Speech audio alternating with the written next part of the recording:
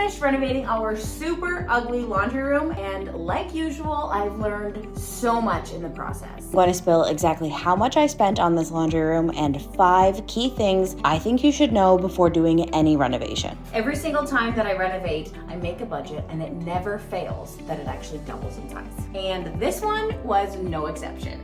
The estimate that I gave myself was around $3,000 to $3,200. I knew I would go over, and I'm gonna talk to you about exactly how much it costs and if I would do it myself all over again. For all of the demo supplies, it was $167. Most people are probably thinking, okay, but isn't demo free? Yes, technically you're breaking something apart, throwing it away, it should be free. But it was $112 in dump fees for all of the tile that was super heavy, and then you should always factor in contractor bags, PPE, disposable masks, things like that. The plumbing supplies were $187. I was really thankful that I know a super hot plumber, so I was able to save on labor. Before I go any further, I am gonna let you know every single time I do a renovation, I always set money aside to do plumbing and electrical. I will install a light fixture or even install the faucets, but when it comes to anything behind the wall, that's where I stop. Too many risks involved to even go there. Miscellaneous things like floor leveler, 2x4 lumber to frame out the new space for the toilet closet were $287. Now, keep in mind, if you aren't adding a dog shower or moving around the layout, your cost will be a lot less. We were pretty invasive with this one. Waterproofing supplies, which included the drywall and the mud and everything to get the shower ready, was $217. Tile and mortar grout for the dog shower was $403. For the floor, just under $1,000 at $988. I installed both of these, and honestly, I'm impressed. If you're good or, good-ish at finished carpentry, you can take on basic tile work. But that doesn't go without saying, it takes a long time to complete. So if you want to get through your job a little bit faster, definitely hire out for these. It's an area that if I had my time back, I might have done the dog shower and hired out for the floor or vice versa, because it did take me quite a while. I wasn't working on it every single day. There were some days that I would only hop in here for about an hour or two, but the tiling did take me a full 10 days to complete. So although my end result is really good, I would probably hire out if I wanted the project to be a little bit quicker of a turnover, because realistically I was about 3 times as long.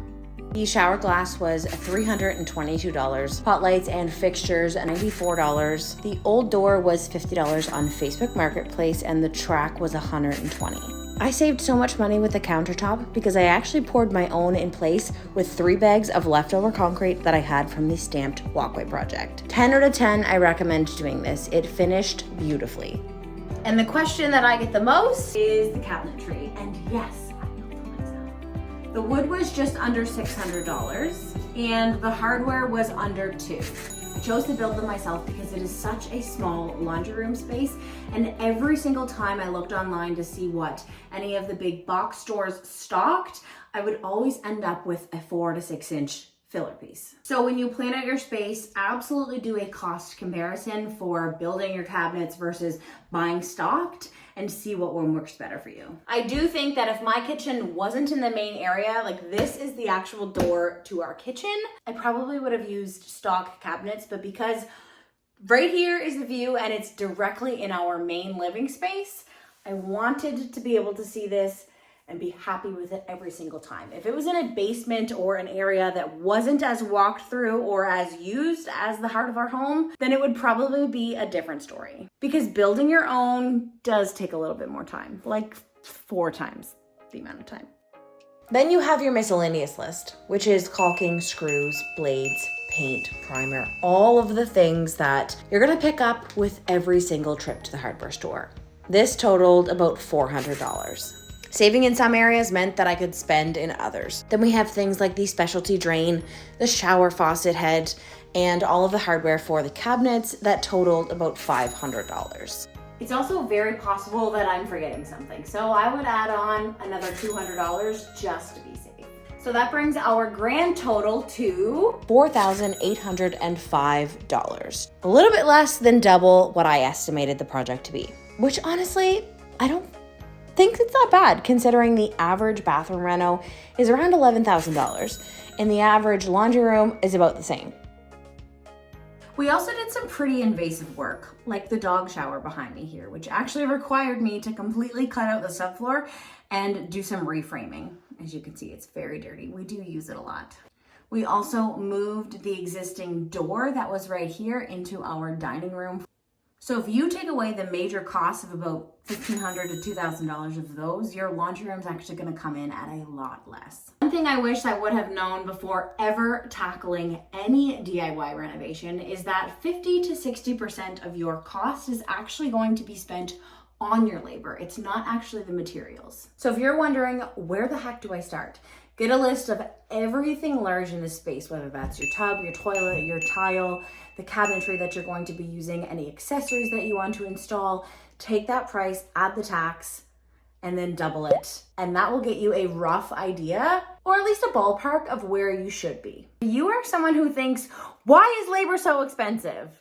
It's only tile work or it's only plumbing. Let me know if you still feel this way after you complete a full detailed renovation. It's also a really good idea when you have the walls open, take some photos, and that way you know in the future where any plumbing and electrical are and you won't run into any problems. If you're ordering things like shower faucets or fixtures online, there are so many beautiful options out there. But don't let that fool you. Double check the reviews and see what is a frequently returned item, or if somebody has installed it and it didn't work after a year.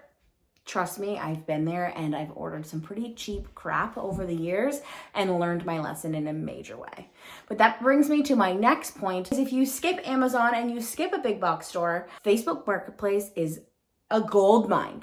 Chances are somebody out there has something that you might use. I'm always searching for Facebook Marketplace because although I just finished this, I've started another renovation. I have every other renovation that I want to do in my brain, and I'm always planning ahead because you can get some major deals on there. I also need to put out a little PSA for all of the trades out there. Carpenter by trade. Yes, now I'm home with my babies and we're renovating our dream home. I did work as a professional carpenter for quite some time. So this is a PSA for everybody not experienced working in the trades. When you hire somebody to do X, you need to understand that although we really appreciate your business, especially the small sole proprietor companies, you're not the only customer. And that often means that things are going to be shifted and switched around quite often. Maybe a plumber is on an emergency flood, or an electrician took on a smaller job the day before yours. They've opened up the wall and now they're looking at a complete mess that's a fire hazard and they have to fix it. All of these jobs take valuable skill and valuable time, and I promise you, I mean, in some instances, there are crappy tradespeople out there who are just messing around with you and saying they're going to be there and they're not going to show up. But if your tradesperson has to tell you, listen, I've got to push this job back, or I won't be there for the next 2 days like I had planned, probably it's for good reason. The nature of the game is that contractors take on several jobs at a time. And if we didn't, you would be paying 10 times the cost that you're paying. We have to line up things for the future, for next week, for the week down the road, and oftentimes if something small happens, it will cause a snowball effect. Usually a good contractor will be able to get back on top of that, and they should absolutely have good communication with you and letting you know this happened, that happened, I won't be there. Which also brings me to the timing.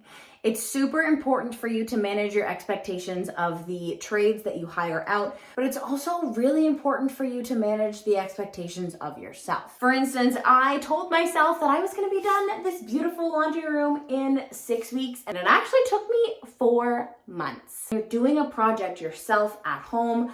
Life is going to happen. Give yourself some grace and understand that if you think a project is going to take a month or two, again, double it and add some tax. Thanks for watching. I hope this video was able to either give you some inspiration, maybe a little bit of a reality check, but either way, until next time, good luck on your renovations.